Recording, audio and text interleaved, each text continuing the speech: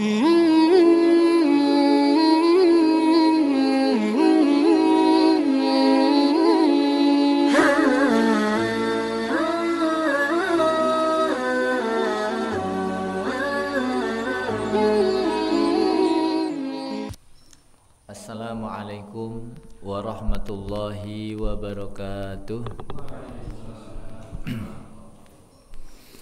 Alhamdulillahi rabbil alamin, alladzi ba'atsa fil ummiyina rasulan minhum yatlu alaihim ayatihi wa yuzakkihim wa yu'allimuhumul kitaba wal hikmah wa in kanu min qablu lafi dhalalin mubin. Asyhadu an la ilaha illallah wahdahu la syarikalah wa anna Muhammadan abduhu wa rasuluh. Allahumma salli wa sallim ala nabiyil karim Muhammadin sallallahu alaihi wasallam. Ya ayyuhalladzina amanu taqullaha haqqa tuqatih wa la tamutunna illa wa antum muslimun. Puji syukur kehadirat Allah subhanahu wa ta'ala atas segala limpahan karunia dan nikmat-nikmatnya kepada kita yang tiada terhingga, tiada terhitung. Nikmat yang kita lihat, nikmat yang kita rasakan setiap hari, setiap saat. Kita wajib bersyukur. Semoga saja Allah tetapkan nikmat-nikmat tersebut dalam diri kita sampai akhir hayat kita. Salawat serta salam terlimpah tercurah kepada Nabiullah Muhammad sallallahu alaihi wasallam. Jamaah pengajian Ahad pagi rahimani wa rahimakumullah di teras ilmu ngopi bareng. Apabila Allah menghendaki ada kebaikan pada diri seseorang, Allah akan pertemukan dia dengan waktu-waktu yang mulia.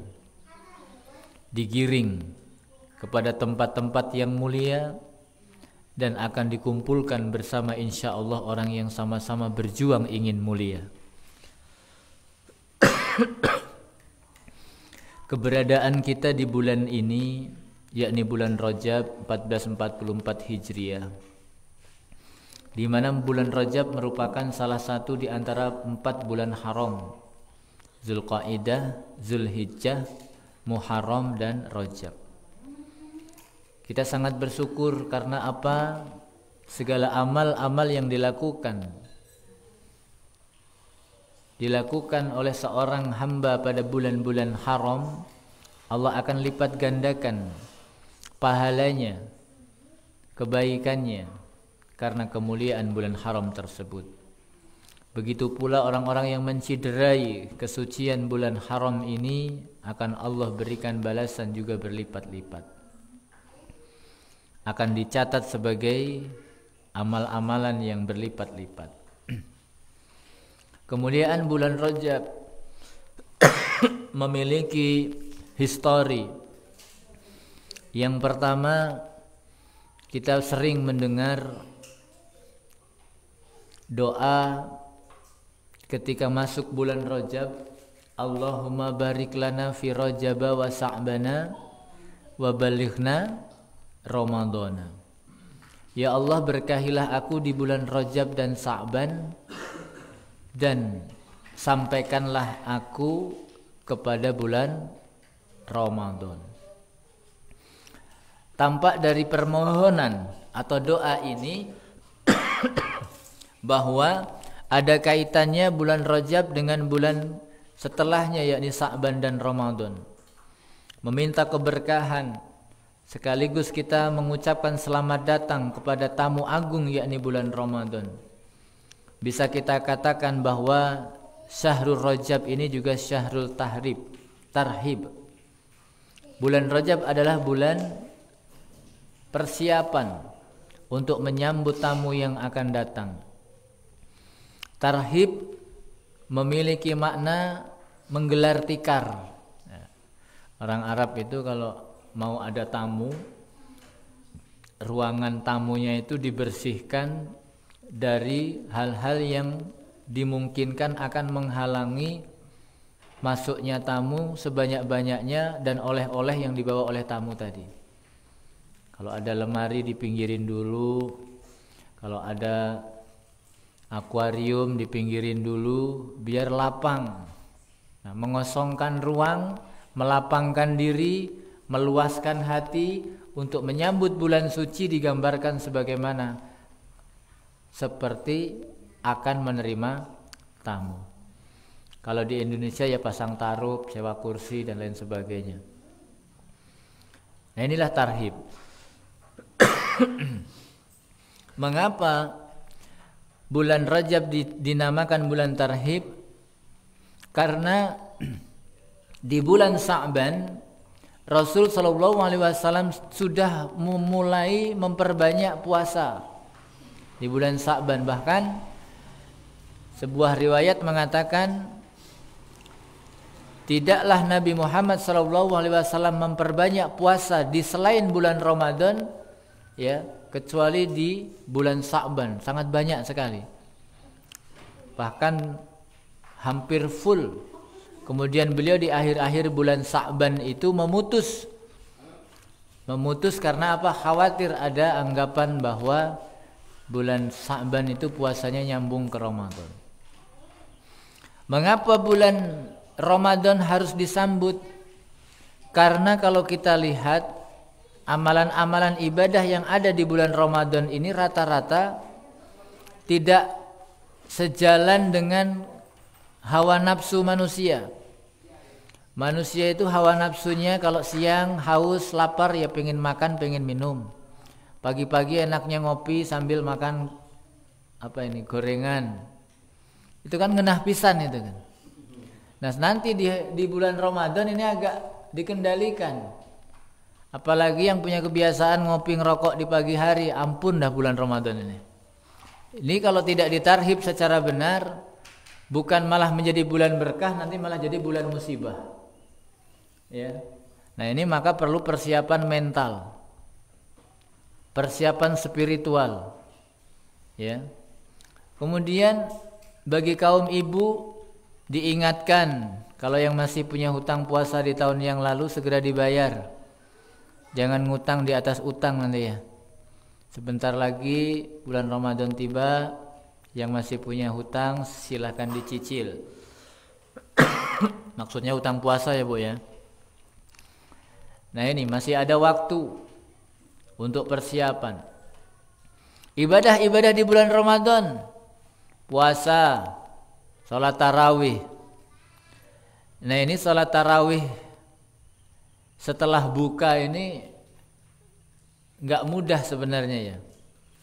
Sehari penuh perut kosong, buka segala macam apa masuk ke perut, gorengan masuk, agar-agar masuk, cendol masuk, es dugan, es campur, macam-macam makanan dikumpulin, masuk semuanya, balas dendam, kemudian nggak lama kemudian azan isya, harus taraweh.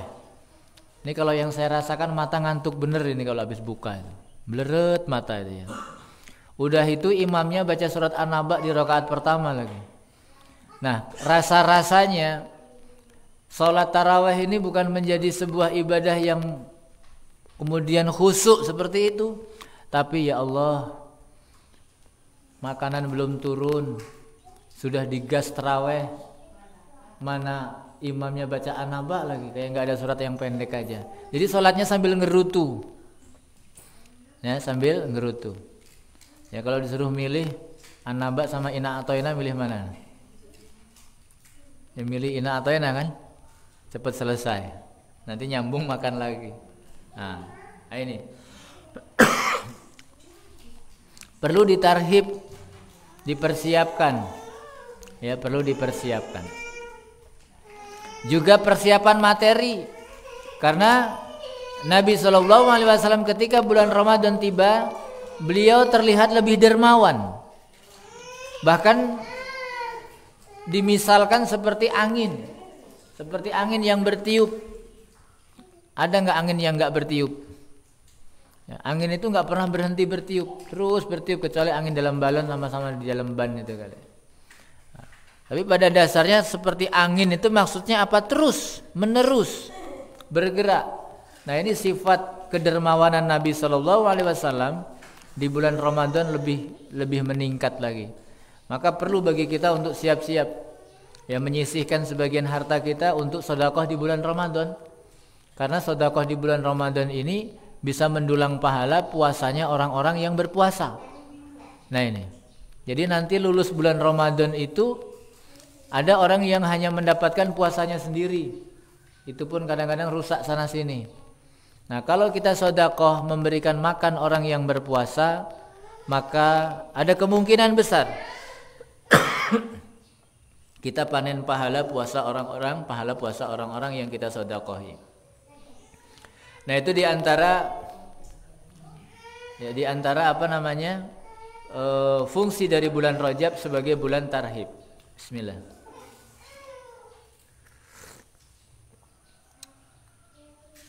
Nah, ini namanya kopi tubruk.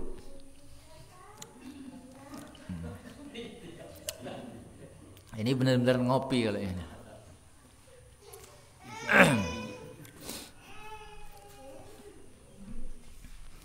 Bulan Rajab yang berikutnya adalah, kelihatan nggak di kamera ini ada kopi-kopinya.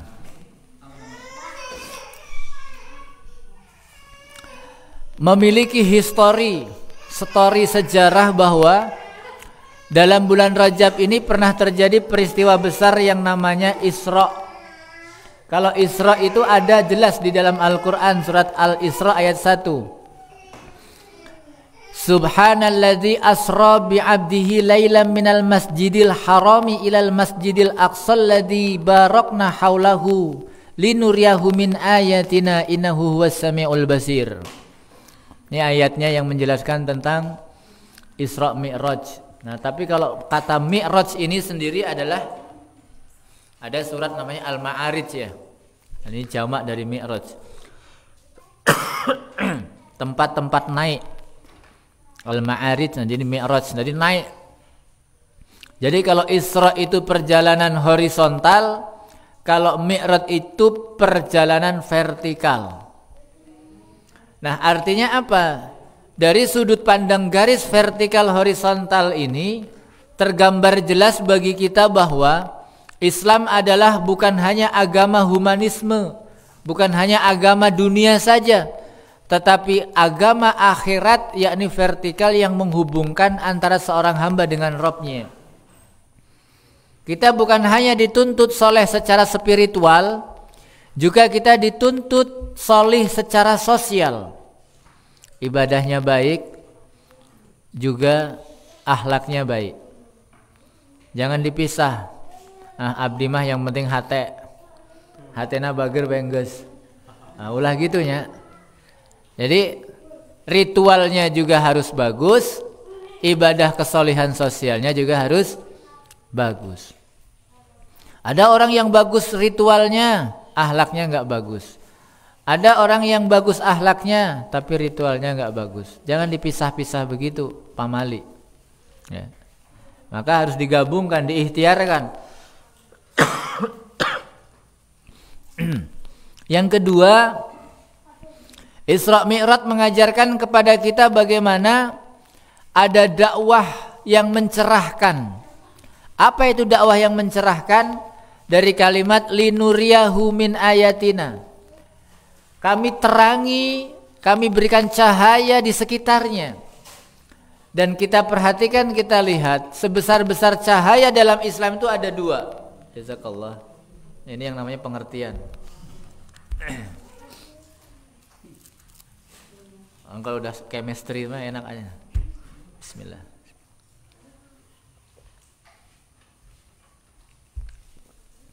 Memang penceramah itu kadang repot. Dikasih kopi minta air putih, dikasih air putih minta kopi, gitu misalnya. Memang dalam dunia persilatannya begitu ya. Itu sebenarnya bukan sebuah kebutuhan, tapi hanya ice breaking aja sebenarnya. Ya, ice breaking. Biar cair gitu kan. Sampai mana tadi ya? Nah, poho ya. Lain ice breaking tadi. Tadi sampai kepada ada cahaya. Yang pertama, Allah menurunkan salat itu ternyata untuk cahaya. Supaya manusia bercahaya. Bukan kemudian keluar cahaya dari tubuhnya, bukan. Tapi ada ayat yang menyebutkan simahum fi wujuhihim min asari sujud. Ada tampak bekas-bekas mereka dari bekas sujudnya itu. Mereka memiliki karakter ibadah yang bagus, kuat, solih. Juga dampak atau efek ibadahnya tadi menjadi cahaya ke permukaan sehingga menjadi rahmatan lil alamin. Nah, ini cahaya.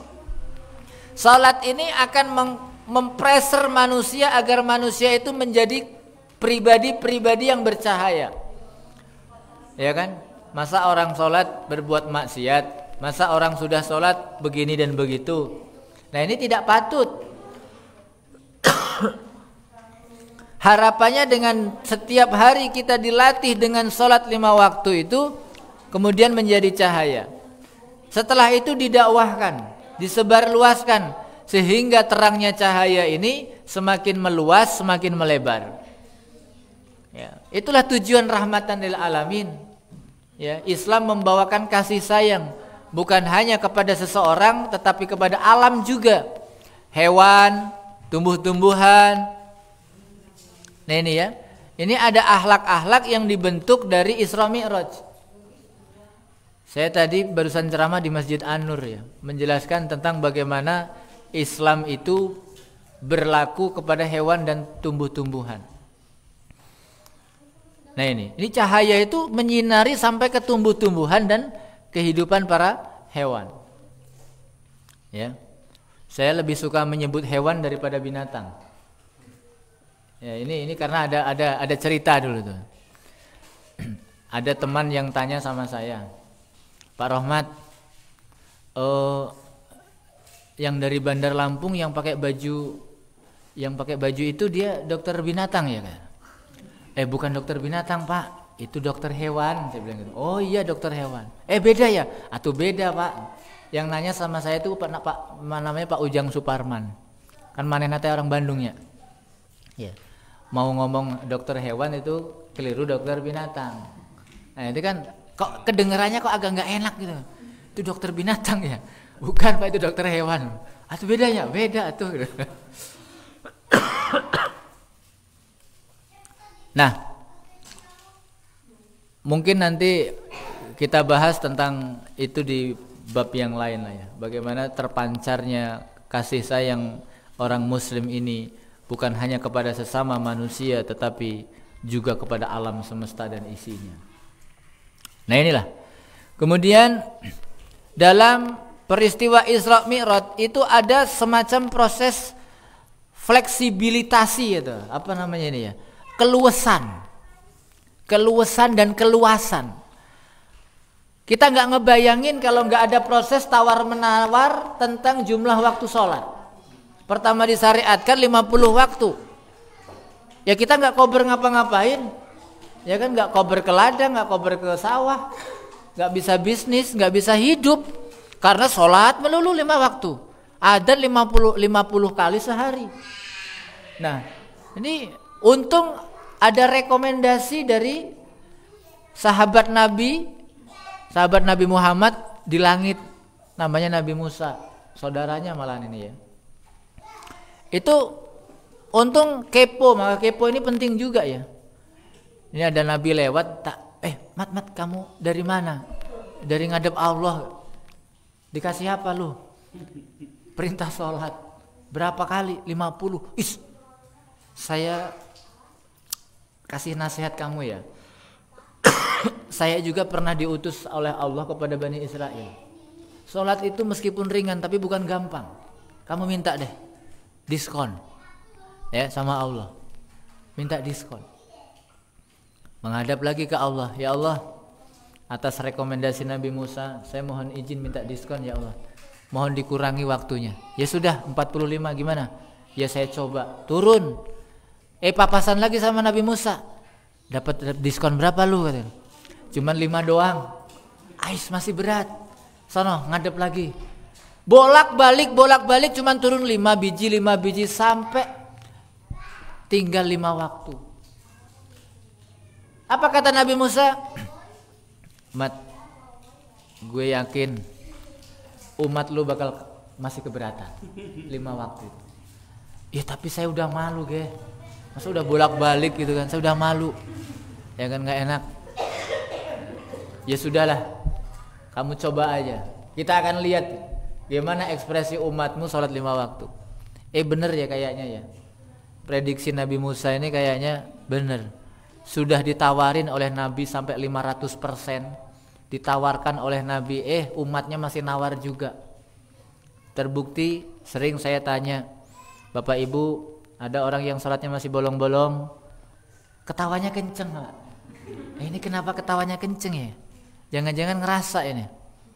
Emang sholat yang paling berat sholat apa Bu? Pak, sholat subuh katanya. Sholat subuh. Saya tanya kenapa kok berat sholat subuh? Malas mandi katanya kan. Nah itu jawabannya macam-macam. Ada yang sholat asar sering ditunda-tunda sampai lupa. Nah ternyata melaksanakan sholat 5 waktu menjadi tantangan tersendiri bagi orang-orang yang tidak paham. Maka cahaya ini harus disinarkan supaya orang paham bahwa sholat itu bukan kewajiban, sholat itu bukan kebutuhan, tapi sholat itu adalah kehormatan. Saya mau cerita nih. Ada yang kenal dengan Gus Mustafa Bisri, dikenal dengan Gus Mus, ya, Gus Mus. Ini ulama NU. Beliau itu dulu pernah punya cita-cita cuman pengen ketemu sama Pak Harto. Cita-citanya cuman pengen ketemu sama Pak Harto. Mau ngapain? Cuman mau salaman doang. Pengen jabat tangan. Akhirnya beliau berangkat ke Jakarta. Masih muda berangkat ke Jakarta. Terus menuju istana. Menemui siapa yang bisa ditemui. Pokoknya saya pengen ketemu Pak Harto. Kamu siapa? Pokoknya saya orang Jawa Timur, saya pengen ketemu Pak Harto. Pokoknya harus. Ya udah, tapi nomor antrian kamu sebulan lagi katanya. Mapas. Orang Lampung mapas. Alamak gitu kan. Lama betul. Ya gimana? Enggak sembarangan orang bisa ketemu Pak Harto. Ya kan? Kalau toh memang enggak sabar ya harus nunggu. Ya harus sabar menunggu. Antrian kamu 1 bulan lagi nih, tanggal sekian nanti jam sekian kesini lagi bisa. Protokol. Ya kepalang basah sudahlah dia menunggu, nggak balik lagi, nunggu, nginep di masjid, nginep di mana-mana. Singkat kata 1 bulan berikutnya dia maju ke istana. Qadarullah berubah jadwal.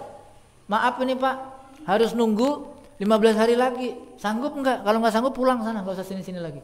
Apa boleh buat? Sudah terlanjur, sudah nunggu 1 bulan ya sudahlah, oke. Tuh Pak, 1,5 bulan menunggu giliran bisa bertemu Pak Harto. Itu pun hanya diberi waktu 1 menit. Ketemu, Assalamualaikum, Waalaikumsalam Pak, saya Mustafa Bisri dari ini. Oh iya sudah, kamu keperluan apa? Saya pengen salaman doang sama Bapak, udah itu udah. Bener, iya, udah itu pulang udah. Ingin bertemu, dikasih jadwalnya juga 1,5 bulan, ketemu juga cuma 1 menit, cuma salaman doang, udah itu pulang. Tapi itu gembiranya sudah luar biasa kata beliau. Saya seneng banget. Sampai setiap ada orang yang datang saya ceritain saya pernah salaman sama Pak Harto. Terus ada tamu datang, pasti ceritanya saya pernah salaman sama Pak Harto. Setiap ada tamu datang itu pasti cerita itu. Saking bangganya pernah ketemu dan salaman dengan Pak Harto. Ya, sampai-sampai istrinya itu bilang ketika itu mereka berdua di dapur ada tamu ngetok dari luar. Waalaikumsalam. Apa kata istrinya? Cerita biasa ketemu Pak Harto. Nah, sampai dibilangin seperti itu. Saking bangganya terus disebut-sebut. Apa kaitannya dengan Isra Mi'raj dengan perintah salat? Salat adalah kemuliaan dan kehormatan. Mana ada orang mau ditemui sehari 5 kali dalam urusan yang sama? Gak ada. Tapi Allah menyediakan waktu untuk hamba-hambanya, untuk menghadapnya, untuk berhubungan dengan Allah 5 kali dalam 1 hari 1 malam.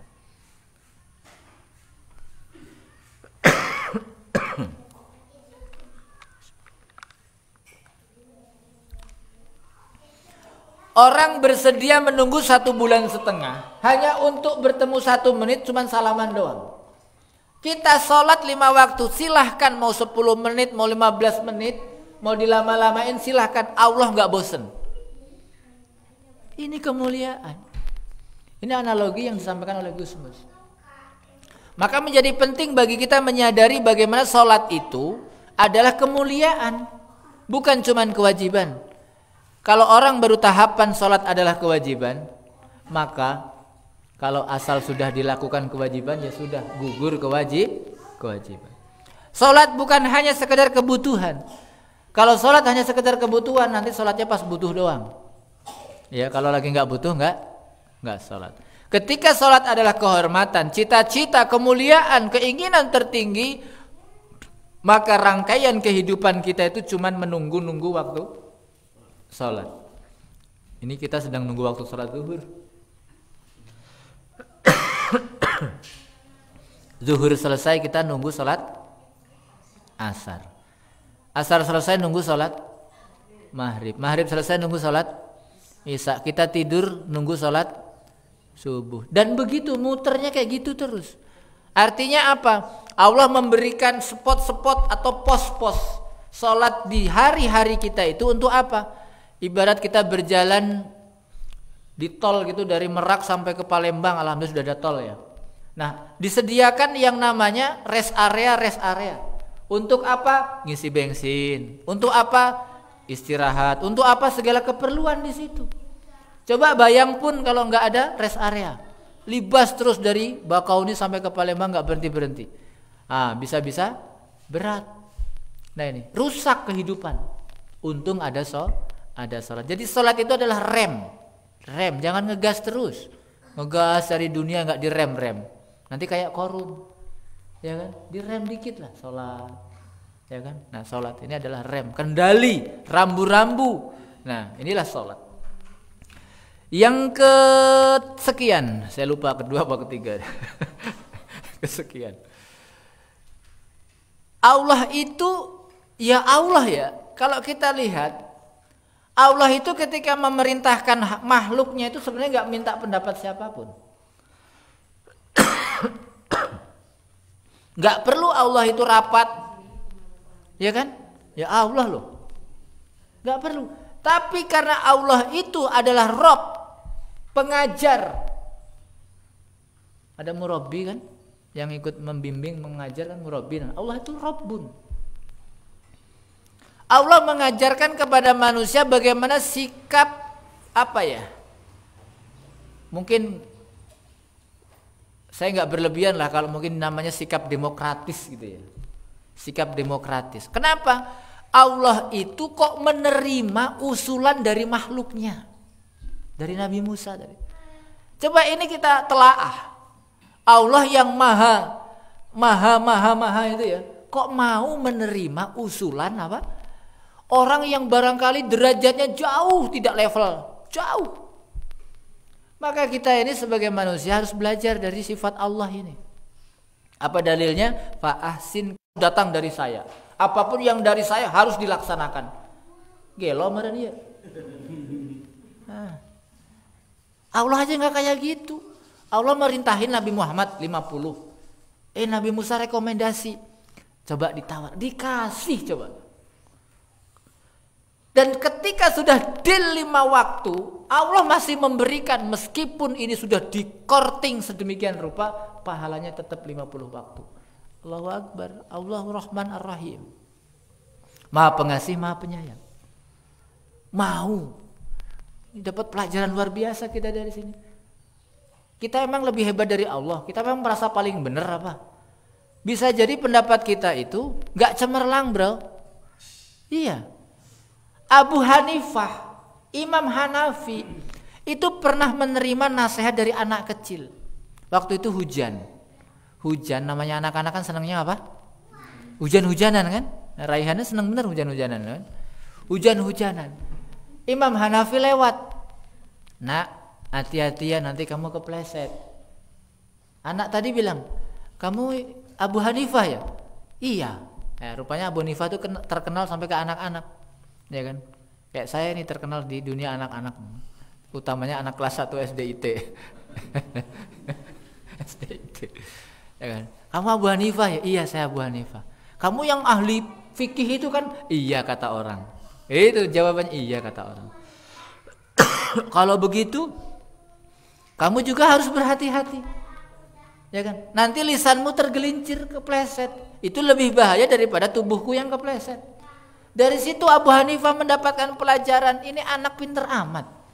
Diingetin supaya jangan hati-hati mainnya biar nggak terpleset nanti jatuh badannya. Dia ngingetin saya supaya saya tidak ngawur, harus berhati-hati supaya lisan saya tidak terpleset.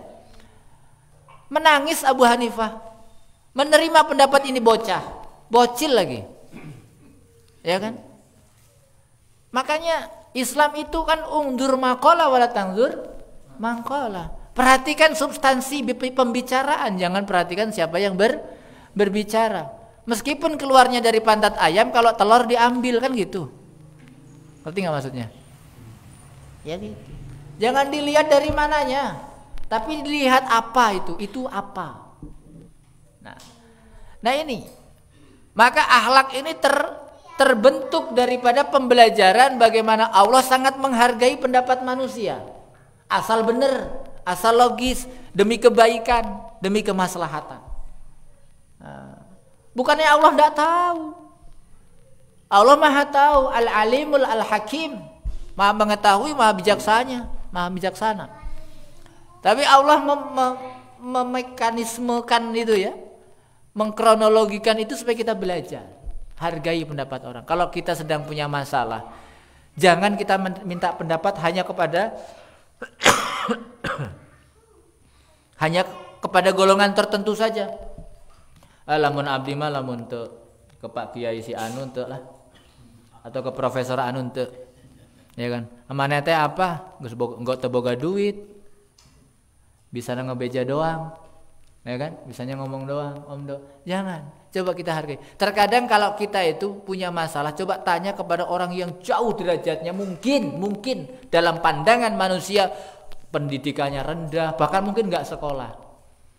Saya menemukan kata-kata mutiara keluar dari supir truk pasir, Pak. Ya saya bukan merendahkan itu, bukan ya. Dia bilang begini, tidak satu pun yang Allah ciptakan ini kecuali pasti ada manfaatnya. Kalau belum bisa kita manfaatkan, mungkin kita belum tahu manfaatnya apa. Luar biasa nih, tukang truk, supir truk pasir ngomong kayak gitu. Ini kalau dikasih ke mimbar malah nggak bisa ngomong ini kan. Ya kan, Bapak mau khutbah nggak? Wah nggak bisa ngomong. Tapi ketika ngobrol liar begitu kan, ada mutiara-mutiara yang mengalir seperti itu. Kumaha iya batukna ya. Barangkali itu saja dululah yang disampaikan ya, jangan panjang-panjang nanti ya. Yang penting kita dengar di sini saja. Yang nyetel itu kadang-kadang juga nggak sampai selesai. Ya, kalau kepanjangan, waduh ini kok videonya sampai 1 jam itu kadang-kadang malah di skip sama dia. Mudah-mudahan sedikit hikmah dari Isra Mi'raj ini, masih banyak sekali ya masalah Isra Mi'raj. Saya menyampaikan yang kira-kira belum pernah didengar orang aja gitu. Itu. Jadi sangat luar biasa, ternyata ada hikmah-hikmah akhlak di balik peristiwa Isra Mi'raj. Nah, belum lagi dari filosofinya. Bagaimana kita harus menjadi orang-orang yang senantiasa berdakwah, mengajak supaya apa? Cahaya ini terang benderang. Ud'u ila sabili rabbikum bil hikmah wa mau'izatil hasanah wajadilhu billati hiya ahsan, dan seterusnya.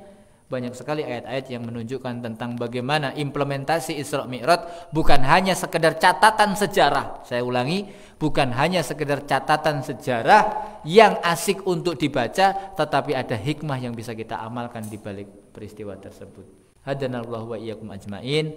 Mohon maaf atas segala kekurangan. Kepada Allah Astagfirullahaladzim. Nun wal qalam mimma yasrun. Wassalamualaikum warahmatullahi wabarakatuh.